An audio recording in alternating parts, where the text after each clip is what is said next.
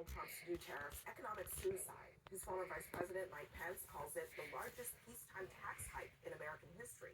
And tonight, more Republicans are joining that chorus with their votes. Four Republicans breaking rank and backing the resolution against Trump's tariffs against Canada. That's Senator Mitch McConnell putting out a statement following the vote, calling the tariffs bad policy and attacks on everyday working Americans. Arthur Aidala is at the table with us. Also joining us in our fifth seat at the table, John Hope Bryant. He is the founder, chair, and CEO of Operation Hope and the author of Financial Literacy for All. John, let's start with you because you were in Washington actually just yesterday. You met with Scott Bessent, and a lot of what you do is about the economic opportunity, right? Inclusive economic, right? Mm-hmm. So, what is your sense of whether they are cognizant of how this stuff is going to trickle down to the people, working class people, middle class people who are the biggest consumers in this country? I don't think they are completely aware. And actually, some of the questions was, John, can you keep us posted? Like, if we're missing something, let us know. It's really hard when you have I've served 3 presidents as advisors from both parties. And this one's unique in the sense that almost 100% of them are either centimillionaires or billionaires. And it's just really hard. It doesn't matter how nice you are, or how kind you are, or how thoughtful you are. If you've never been to an airport terminal, a bus station, a grocery store, if you've never been by a check casher, been in a 500 credit score neighborhood, it's just really hard to relate to the rigor of the average person. So you end up saying things and doing things like the Commerce Secretary said, I think it was a week ago, that are just tone deaf when he talked about, if anybody's complaining about Social Security, they must be a crook. And his mother-in-law would not need to do anything because she could call him, obviously. She would miss her payment. And so you've got a situation where you can be sort of unintentionally out of touch because you've never touched the average person. And so I was actually a little impressed that, and by the way, Dustin has spent some time in, I think it was North Carolina, hanging with underserved neighborhoods. We talked a little bit about that, but I was impressed that he asked me for counsel and he wanted to, beyond the financial literacy work, he wanted to use that as a way to create a line of communication. Your point about not touching the things that average people touch. Here's Donald Trump today talking about groceries. Listen. An old-fashioned term that we use, groceries. I use it in the campaign. It's such an old-fashioned term, but a beautiful term, groceries. So it says a bag with different things in it. Groceries went through the roof. And I campaigned on that. I talked about the word groceries for a lot. And energy costs now are down. Groceries are down. I mean, I don't know that Donald Trump has ever been in a grocery store, put those food items in a bag. Beautiful things in a bag. And on Capitol Hill, the fact that you have a handful almost of Republican senators saying, this doesn't make any sense. That is a lot in this day and age. And I think it's a sign that they understand that for the regular people who are grocery shopping, this is going to suck up. Yeah, I mean, look, everything John said, I agree with. It's 100% correct how these people are out of touch. And I don't know whose fault that is. That's just the way it is. That's how these people didn't know. Was it George H.W. Bush got in big trouble because he didn't know how much a quart of milk was in one of the debates. The ideal, so tonight I spoke to an economist who I trust. The ideal that Donald Trump is trying to do, the art of the deal with these tariffs, is to bring other countries back to us and say, okay, all right, fine. Let's sit down. We'll pull back some of our tariffs. You pull back some of your tariffs. So we can sell some cars in Japan where they don't buy a lot of American cars. And maybe they'll chill out with some of the tariffs that we charge them.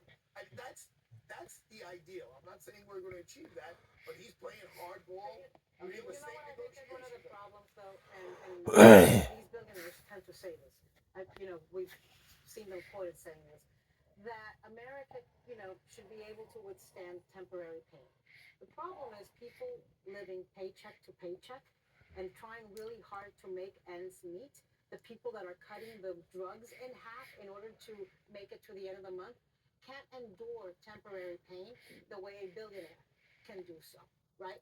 The problem is that we're already suffering under very high grocery prices. It's one of the reasons that Donald Trump got elected, precisely about the egg prices. The eggs, by the way, some of which we are now having to import from some of these countries that he is now slapping tariffs on.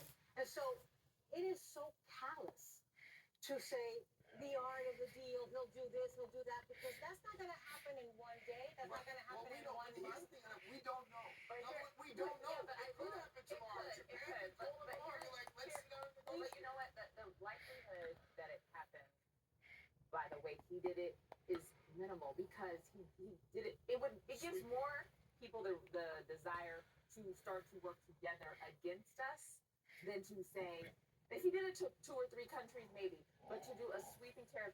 I just said last segment, there are enemies like South Korea, Taiwan, and China starting to work together because of what Donald Trump is doing. That is not actually, you're helping them make deals, not make deals with us. One of the other scenarios, this is from the Journal in a pretty scathing op-ed tonight, this is the Wall Street Journal. They say that this is actually also opening the door to corruption. Mr. Trump is saying that there will be no tariff exemptions, but watch that promise vanish as politicians, including Mr. Trump, see exemptions as a way to leverage campaign contributions from businesses. Liberation Day is buy another yacht day for the swamp that he's supposed to be draining. Yeah, I don't know if I would agree with the premise of that argument as articulated. Could you levy tariff imports on, or rebates rather, on specific imports for certain industries? I think you can. That's one way to not have this compounding effect negatively on the consumer, particularly working class. I mean, these are things that you really have to think about and work through in a comprehensive way. But I do want to go back to the notion that I was mentioning earlier, and actually you did touch on this, talking about Youngstown, Ohio, and how those jobs, they left, and it destroyed many towns and cities across the country. We do have to figure out how do you revitalize those places. But And we're not discussing are those jobs, okay, Ashley was touching on this, is it fair for politicians to say those jobs are going to come back in 2025 when we are on the cusp of AI, we are on the cusp of technological revolution, because Trump slapped some tariffs that benefit the auto industry in the short term? No. So the economy, your point, economy is, we're the largest economy in the world. 70% of this economy is consumer spending. 70% of all Americans are living from paycheck to paycheck. If you're making $100,000 a year, 50% of those are living from paycheck to paycheck. You're making $250,000 a year, a quarter of those are living from paycheck to paycheck. About 35% of those are living from paycheck to paycheck. You live in Manhattan, you make $100,000, it feels like $39,000. So that's the starting point. People got too much month at the end of their money. And most folks are living, before this, before all this happened, they were already stretched because of what happened with the pandemic and all the money that flowed in, which triggered inflation, which was very stubborn because it was $6 or $7 trillion flowing to the economy.